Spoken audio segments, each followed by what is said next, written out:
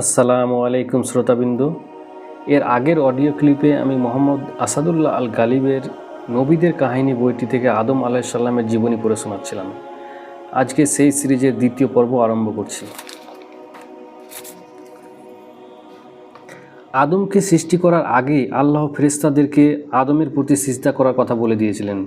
তাছাড়া কোরআনে বর্ণনাসমূহ থেকে একথা স্পষ্ট হয় যে আদমকে সিজদা করার জন্য আল্লাহর নির্দেশ ব্যক্তি আদম হিসাবে ছিল না, বরং ভবিষ্যৎ মানব জাতির প্রতিনিধিত্বকারী হিসাবে তার প্রতি সম্মান জানানোর জন্য ও জিন ও ফেরেশতাদের সিজদা করতে বলা হয়েছিল। এই সিজদা কখনোই আদমের প্রতি ইবাদত পর্যায়ে ছিল না, বরং তা ছিল মানব জাতির প্রতি অনুগত্য প্রদর্শন ও তাদেরকে সকল কাজে সহায়তা করা প্রতিশ্রুতি দানের প্রতীকী ও সম্মানসূচক সিজদা মাত্র। ওদিকে কাফিরদের অন্তর্ভুক্ত হলেও ইবলিস কিন্তু আল্লাহকে সৃষ্টিকর্তা ও পালনকর্তা হিসাবে অস্বীকার করেনি, বরং আল্লাহ যখন তাকে অভিসম্পাত করে জান্নাত থেকে চিরদিনের মতো বিতাড়িত করলেন, তখন সে আল্লাহকে রব হিসাবেই সম্বোধন করে প্রার্থনা করল, হে আমার প্রভু, আমাকে আপনি কিয়ামত পর্যন্ত অবকাশ দিন। অর্থাৎ কিয়ামত পর্যন্ত তাকে যেন পৃথিবী বুকে চড়ে বেড়াতে পারে তার তৌফিক দান করুন, এরকম একটা দোয়া তিনি করেছিলেন। আল্লাহ তার প্রার্থনা মঞ্জুর করলেন। অতঃপর সে বলল, হে আমার পালনকর্তা, আপনি যেমন আমাকে পথভ্রষ্ট করেছেন, আমিও তেমনই তাদের সবাইকে পৃথিবীর নানারূপ সৌন্দর্যে প্রলুব্ধ করব এবং তাদেরকে পথভ্রষ্ট করে দেব, তবে যারা আপনার একনিষ্ঠ বান্দা তাদের ব্যতীত। আল্লাহ তাকে বললেন, তুমি নেমে যাও এবং এখান থেকে বেরিয়ে যাও, তুমি নিচুতমদের অন্তর্ভুক্ত, এখানে তোমার অহংকার করার অধিকার নেই।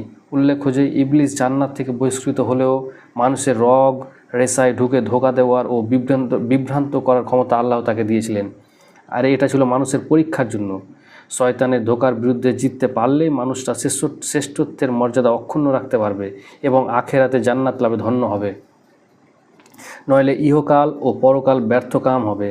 মানুষের প্রতি ফেরেশতাদের সিজদা করা ও ইবলিসের সিজদা না করার মধ্যে ইঙ্গিত রয়েছে এই বিষয়ে যে মানুষ যেন প্রতি পদে পদে শয়তানের ব্যাপারে সতর্ক থাকে এবং আল্লাহর প্রতি অনুগত্যের মাধ্যমে নিজের শ্রেষ্ঠত্বের মর্যাদা অক্ষুণ্ণ রাখে। আদমের 5টি শ্রেষ্ঠত্ব। আল্লাহ তাকে নিজ দু হাতে সৃষ্টি করেছেন। আল্লাহ নিজে তার মধ্যে রূহ ফুঁকে দিয়েছেন। আল্লাহ তাকে সকল বস্তুর নাম শিক্ষা দিয়েছেন। তাকে সিজদা করার জন্য আল্লাহ ফেরেশতাদেরকে নির্দেশ দিয়েছেন। আদম একাই মাত্র মাটি থেকে সৃষ্ট, বাকি সবাই পিতামাতার মাধ্যমে সৃষ্ট। ইবলিসের অভিশপ্ত হওয়ার কারণ ছিল তার কেয়াস। সে আল্লাহর আদেশের বিরুদ্ধে যুক্তি পেশ করে বলেছিল, আমি আদমের চাইতে উত্তম, কেননা আপনি আমাকে আগুন দিয়ে সৃষ্টি করেছেন এবং তাকে সৃষ্টি করেছেন মাটি দিয়ে। মোহাম্মদ ইবনু শিরিন বলেন, প্রথম কিয়াস করেছিল ইবলিস। হাসান বাসরিও অনুরূপ বলেছেন। নারী জাতি পুরুষেরই অংশ এবং তার অনুগত। সিজদা অনুষ্ঠানের পর আল্লাহ আদমের জুড়ি হিসাবে তার অবয়ব হতে একাংশ নিয়ে, অর্থাৎ তার পাঁজর হতে তার স্ত্রী হাওয়াকে সৃষ্টি করলেন। মাটি থেকে সৃষ্ট হওয়া আদমের নাম হলো আদম এবং জীবন্ত আদমের পাঁজর হতে সৃষ্টি হওয়া তার স্ত্রীর নাম হলো হাওয়া। অতঃপর তাদের উদ্দেশ্যে আল্লাহ বললেন, তোমরা দুজন জান্নাতে বসবাস করো এবং সেখানে থেকে যা খুশি খেয়ে বেড়াও, তবে সাবধান, এই গাছটির নিকটে যেও না, তাহলে তোমরা সীমালঙ্ঘনকারীদের অন্তর্ভুক্ত হয়ে যাবে। এতে বোঝা যায় যে ফেরেশতাগণদের সিজদা কেবল আদমের জন্য ছিল, হাওয়ার জন্য নয়। দ্বিতীয়ত, সিজদা অনুষ্ঠানের পরে আদমের অবয়ব থেকে হাওয়াকে সৃষ্টি করা হয়, পূর্বে নয়। তিনি পৃথক কোনো সৃষ্টি ছিলেন না। এতে পুরুষের প্রতি নারীর অনুগামী হওয়া প্রমাণিত হয়। আল্লাহ বলেন, পুরুষেরা নারীদের উপর কর্তৃত্বশীল। অতঃপর বহিষ্কৃত ইবলিস তার প্রথম টার্গেট হিসাবে আদম ও হাওয়ার বিরুদ্ধে প্রতারণার জাল নিক্ষেপ করলো। সে মতে সে প্রথমে তাদের খুব আপনজন বনে গেল এবং নানা কথায় তাদের ভোলাতে লাগলো। এক পর্যায়ে সে বলল, আল্লাহ যে তোমাদেরকে ওই গাছটির নিকট যেতে নিষেধ করেছেন তার কারণ হলো এই যে তোমরা তোমরা ফেরেশতা হয়ে যাবে এবং তোমরা এখানে চিরস্থায়ী বাসিন্দা হয়ে যাবে। সে অতঃপর কসম খেয়ে বলল যে আমি অবশ্যই তোমাদের হিতাকাঙ্ক্ষী। এইভাবেই সে আদম ও হাওয়াকে সম্মত করে ফেলল এবং তারা প্রতারণার জালে আটকে গিয়ে তারা উক্ত নিষিদ্ধ বৃক্ষের ফল আস্বাদন করলো। ফলে সাথে সাথে তাদের গুপ্তাঙ্গ প্রকাশিত হয়ে পড়লো এবং তারা তড়িঘড়ি গাছের পাতাসমূহ দিয়ে তা ঢাকতে লাগলো। আল্লাহ তাদেরকে ডেকে বললেন, আমি কি তোমাদেরকে এই বৃক্ষ থেকে নিষেধ করিনি এবং বলিনি যে শয়তান তোমাদের প্রকাশ্য শত্রু? তখন তারা অনুতপ্ত হয়ে বলল, হে আমাদের পালনকর্তা, আমরা নিজেদের ওপর জুলুম করেছি। যদি আপনি আমাদের ক্ষমা না করেন তবে অবশ্যই আমরা ক্ষতিগ্রস্তদের অন্তর্ভুক্ত হয়ে যাব। আল্লাহ তখন বললেন, তোমরা জান্নাত থেকে নেমে যাও, তোমরা একে অপরের শত্রু, তোমাদের অবস্থান হবে পৃথিবীতে এবং সেখানে তোমরা একটি নির্দিষ্ট মেয়াদ পর্যন্ত সম্পদ রাজি ভোগ করবে। তিনি আরও বললেন যে তোমরা পৃথিবীতে জীবনযাপন করবে, সেখানেই মৃত্যুবরণ করবে এবং সেখান থেকে তোমাদের পুনরুত্থিত হবে, অর্থাৎ কিয়ামতের দিন তাদেরকে আবার মাটি থেকে তোলা হবে। এখানে একটি বিষয় উল্লেখ করা যেতে পারে যে ইবলিসের কথায় সর্বপ্রথম হাওয়া প্রতারিত হন, অতঃপর তার মাধ্যমে আদম প্রতারিত হন বলে যে কথা চালু আছে কোরআনে, এর কোনো সমর্থন নেই। সহি হাদিসেও স্পষ্ট কিছু নেই। এ বিষয়ে তাফসিরে ইবনু জারিরে ইবনু আব্বাস রাদিয়াল্লাহু তাআলা যে বর্ণনা এসেছে তা জয়ীফ। দ্বিতীয়ত, জান্নাত থেকে অবতরণের নির্দেশ তাদের অপরাধের শাস্তি স্বরূপ ছিল না, কেননা এটা ছিল তওবা কবুলের পরের ঘটনা। অতএব এটা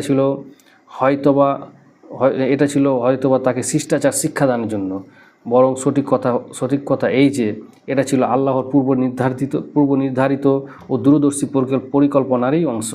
কেননা জান্নাত হলো কর্মফল লাভের স্থান, কর্মের স্থান নয়। তাছাড়া জান্নাতের মানুষের বংশবৃদ্ধির সুযোগ নেই, এজন্য দুনিয়ায় নামিয়ে দেওয়া জরুরি ছিল। প্রথমবার আদেশ দানের পরে পুনরায় স্নেহ ও অনুগ্রহ মিশ্রিত আদেশ দিয়ে বললেন, তোমরা সবাই নেমে যাও। অতঃপর পৃথিবীতে আল্লাহর খলিফা হওয়া মহান মর্যাদা প্রদান করে বললেন, তোমাদের নিকটে আমার পক্ষ থেকে হেদায়েত অবতীর্ণ হবে। যারা তার অনুসরণ করবে তাদের জন্য কোনো ভয় বা চিন্তার কারণ থাকবে না, কিন্তু যারা তা প্রত্যাখ্যান করবে ও মিথ্যা প্রতিপন্ন করবে তারা হবে জাহান্নামের অধিবাসী এবং সেখানে তারা অনন্তকাল ধরে অবস্থান করবে। উল্লেখ্য যে নবীগণ ছিলেন নিষ্পাপ ও হজরত আদম আলাইহিস সালাম ছিলেন নিঃসন্দেহে নিষ্পাপ। তিনি ইচ্ছাকৃতভাবে কোনো ভুল করেননি, বরং শয়তানের প্ররোচনায় প্রতারিত হয়ে তিনি সাময়িকভাবে নিষিদ্ধ বৃক্ষের নিকটবর্তী হওয়া নিষেধাজ্ঞ কথাটি ভুলে গিয়েছিলেন। যেমন অন্য আয়াতে বর্ণিত হয়েছে, অতঃপর আদম ভুলে গেল এবং আমি তার মধ্যে সংকল্পের দৃঢ়তা পাইনি। তাছাড়া উক্ত ঘটনার সময় তিনি নবী হননি, বরং পদস্থলনের ঘটনার পরে আল্লাহ তাকে নবী মনোনীত করে দুনিয়াতে পাঠান ও হেদায়েত প্রদান করেন। এখানে একটি বিষয় লক্ষণীয় যে ইবলিসের ক্ষেত্রে আল্লাহ বললেন, তুমি জান্নাত থেকে বেরিয়ে যাও, নিশ্চয়ই তুমি অভিশপ্ত। অন্যদিকে আদম ও হাওয়ার ক্ষেত্রে বললেন, তোমরা নেমে যাও। এতে ইঙ্গিত রয়েছে যে ইবলিস কখনোই আর জান্নাতে ফিরে আসতে পারবে না, কিন্তু বনু আদমের ঈমানদারগণ পুনরায় ফিরে আসতে পারবে ইনশাআল্লাহ। নগ্নতা শয়তানের প্রথম কাজ। মানুষের উপরে শয়তানের প্রথম হামলা ছিল তার দেহ থেকে কাপড় খসিয়ে তাকে উলঙ্গ করে দেওয়া।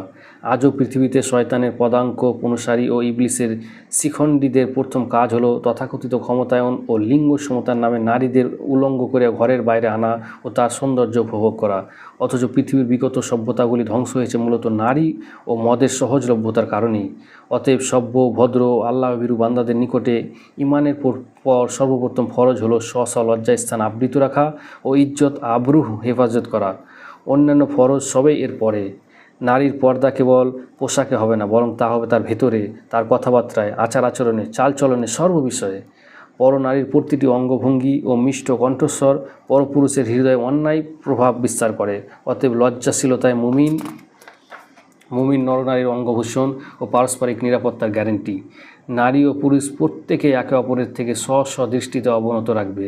এরপর পরস্পরের সার্বিক পর্দা বজায় রেখে কেবলমাত্র প্রয়োজনীয় কথাটুকুই স্বাভাবিকভাবে সংক্ষেপে বলবে। নারী ও পুরুষ প্রত্যেকে নিজ নিজ স্বাতন্ত্র্য ও পর্দা বজায় রেখে কর্মস্থলে কর্মপরিধির মধ্যে স্বাধীনভাবে কাজ করবে এবং সংসার সমাজের কল্যাণে সাধ্যমতো অবদান রাখবে। নেগেটিভ ও পজিটিভ পাশাপাশি বিদ্যুৎবাহী দুটি ক্যাবেলের মাঝে প্লাস্টিকের আবরণ যেমন পর্দার কাজ করে এবং অপরিহার্য অ্যাক্সিডেন্ট ও অগ্নিকাণ্ড থেকে রক্ষা করে, অনুরূপভাবে পর নারী ও পরপুরুষের মধ্যেকার পর্দা উভয়ের মাঝে ঘটিতব্য যে কোনো অনাকাঙ্ক্ষিত বিষয় থেকে পরস্পরকে হেফাজত করবে। অতএব শয়তানের প্ররোচনায় জান্নাতের পবিত্র পরিবেশে আদি পিতা মাতার জীবনে ঘটিত উক্ত অনিচ্ছাকৃত দুর্ঘটনা থেকে দুনিয়ায় এই পঙ্কিল পরিবেশে বসবাসরত মানব জাতিকে আরও বেশি সতর্ক ও সাবধান থাকা উচিত। কুরআন ও হাদিসে আমাদেরকে সেদিকে হুঁশিয়ারি করেছে। আল্লাহ বলেন, স্মরণ করো সেই সময়ের কথা যখন তোমরা তোমার প্রভু ফেরেশতাদেরকে বললেন, আমি মিশ্রিত পচা কাদার শুকনো মাটি দিয়ে মানুষ সৃষ্টি করব। অতঃপর যখন আমি তার অবয়ব পূর্ণভাবে তৈরি করে ফেলব ও তাতে আমি আমার রূহ ফুঁকে দেব, তখন তোমরা তার প্রতি সিজদায় পড়ে যাবে। অন্যত্র তিনি বলেন, তিনিই সেই সত্তা যিনি তোমাদেরকে মাতৃগর্ভে আকার আকৃতি দান করেছেন যেমন তিনি চেয়েছেন। তিনি ব্যতীত কোনো উপাস্য নেই। তিনি মহাপরাক্রান্ত ও মহাবিজ্ঞানী। তিনি আরও বলেন, তিনি তোমাদেরকে তোমাদের মাতৃগর্ভে সৃষ্টি করেন একের পর এক স্তরে তিনটি অন্ধকারাচ্ছন্ন আবরণের মধ্যে। তিনটি আবরণ হলো পেট, রহেম বা জরায়ু এবং জরায়ুর ফুল বা গর্ভাধার। উপরোক্ত আয়াতগুলিতে আদম সৃষ্টির তিনটি পর্যায়ে বর্ণনা করা হয়েছে। প্রথমে মাটি দ্বারা অবয়ব নির্মাণ, অতঃপর তার আকার আকৃতি গঠন ও অঙ্গ প্রত্যঙ্গসমূহের শক্তির অনুপাতিক হার নির্ধারণ ও পরস্পরের মধ্যে সামঞ্জস্য বিধান ও সবশেষে তাতে রূহ সঞ্চার করে আদমকে অস্তিত্ব দান। অতঃপর আদমের অবয়ব পাঁজর থেকে কিছু অংশ নিয়ে তার জোড়া বা স্ত্রী সৃষ্টি করে। সৃষ্টির সূচনা পর্বে এই কাজগুলো আল্লাহ সরাসরি নিজ হাতে করেছেন। অতঃপর এই পুরুষ ও নারী স্বামী স্ত্রী হিসাবে বসবাস করে। প্রথম যে যমজ সন্তান জন্ম দেয় তারাই হলো মানুষের মাধ্যমে সৃষ্ট পৃথিবীর প্রথম মানব যুগল। তারপর থেকে এ যাবৎ স্বামী স্ত্রীর মিলনে মানুষের বংশবৃদ্ধি অব্যাহত রয়েছে। শুধু মানুষ নয়, উদ্ভিদ রাজি, জীবজন্তু ও প্রাণীকুলের সৃষ্টি হয়েছে মাটি থেকে, আর মাটি সৃষ্টি হয়েছে পানি থেকে। পানি হলো সকল জীবন্ত বস্তুর মূল। মৃত্তিকাজাত সকল প্রাণীর জীবনের প্রথম ও মূল একক হচ্ছে প্রোটোপ্লাজম, যাকে বলা হয় আদি প্রাণ সত্তা। এ থেকেই সকল প্রাণী সৃষ্টি হয়েছে। এজন্য বিজ্ঞানী মারিস বুকাইল একে বম্ব সেল বলে অভিহিত করেছেন। এর মধ্যে রয়েছে মাটির সকল প্রকারের রাসায়নিক উপাদান। মানুষের জীবন বাঁচে প্রচুর পরিমাণে 4টি উপাদান পাওয়া যায়: অক্সিজেন, নাইট্রোজেন, কার্বন ও হাইড্রোজেন। আর 8টি পাওয়া যায় সাধারণ সমপরিমাণে। সেগুলি হলো magnesium, sodium, potassium, calcium, phosphorus, chlorine, sulphur ও আয়রন। আরও 8টি পদার্থ পাওয়া যায় স্বল্প পরিমাণে। তা হলো silicon, molybdenum, fluoride, cobalt, manganese, iodine, copper ও জিঙ্ক। কিন্তু এই সব উপাদান সংমিশ্রিত করে জীবনের কণা তথা প্রোটোপ্লাজম তৈরি করা সম্ভব নয়। জৈনিক বিজ্ঞানী দীর্ঘ 15 বছর ধরে এসব মৌল উপাদান সংমিশ্রিত করার চেষ্টা করেছেন, কিন্তু ব্যর্থ হয়েছেন ও তাতে কোনো জীবনের কণা পরিলক্ষিত হয়নি। এই সংমিশ্রণ ও তাতে জীবন সঞ্চার আল্লাহ ব্যতীত কারো পক্ষে সম্ভব নয়। বিজ্ঞান এক্ষেত্রে মাথা নত করতে বাধ্য হয়েছে। প্রথম পর্যায়ে মাটি থেকে সরাসরি আদমকে, অতঃপর আদম থেকে তার স্ত্রী হাওয়াকে সৃষ্টি করার পরবর্তী পর্যায়ে আল্লাহ আদম সন্তানদের মধ্যে বানু আদমের বংশবৃদ্ধির ব্যবস্থা করেছেন। এখানে রয়েছে 7টি স্তর, যেমন মৃত্তিকার সারাংশ তথা প্রোটোপ্লাজম, বীজ্র বা শুক্রকীট, জমাট রক্ত, মাংসপিণ্ড, অস্থিমজ্জা, অস্থি পরিবেষ্টনকারী মাংস এবং সবশেষে রূহ সঞ্চারণ। স্বামীর শুক্রকীট স্ত্রীর জরায়ুতে রক্ষিত ডিম্বকোষে প্রবেশ করার পর উভয়ের সংমিশ্রিত বীর্যে সন্তান জন্মগ্রহণ করে। উল্লেখ্য যে পুরুষের একবার নির্গত লম্ফমান বীর্যে লক্ষ কোটি শুক্রাণু থাকে। আল্লাহর হুকুমে তন্মধ্যকার একটি মাত্র শুক্রকীট স্ত্রীর জরায়ুতে প্রবেশ করে। এই শুক্রকীট পুরুষ ক্রোমোজোম ওয়াই অথবা স্ত্রী ক্রোমোজোম এক্স হয়ে থাকে।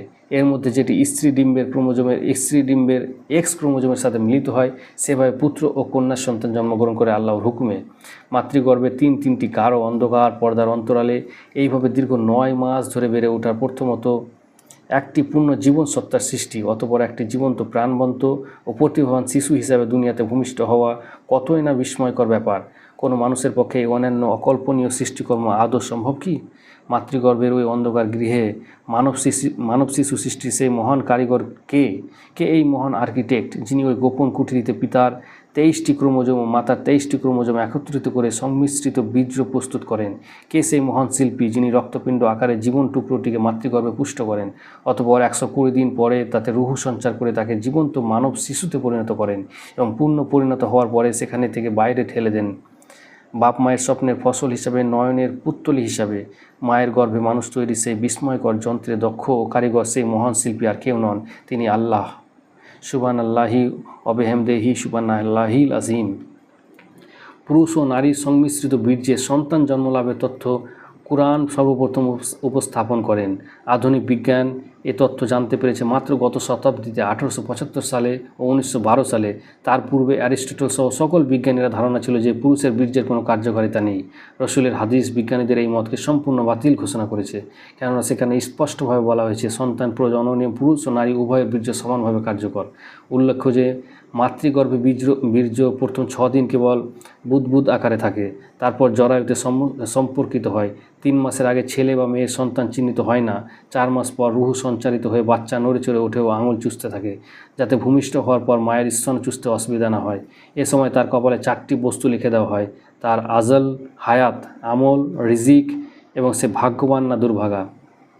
এভাবে এই জগৎ সংসারে মানব বংশবৃদ্ধির ধারা এগিয়ে চলছে। এ নিয়মের ব্যতিক্রম নেই কেবল আল্লাহর হুকুম ব্যতীত। এ কারণে আল্লাহ অহংকারী মানুষকে উদ্দেশ্য করে বলেন, মানুষকে দেখে না যে আমরা তাকে সৃষ্টি করেছি শুক্রবিন্দু থেকে, অথবা সে হয়ে গেল প্রকাশ্যে বিতণ্ডাকারী। সে আমাদের সম্পর্কে নানারূপ দৃষ্টান্ত বর্ণনা করে, অথচ সে নিজের সৃষ্টি সম্পর্কে ভুলে যায় আর বলে যে কে জীবিত করবে এসব হাড়গোড় সমূহকে যখন সেগুলো পচে গলে যাবে।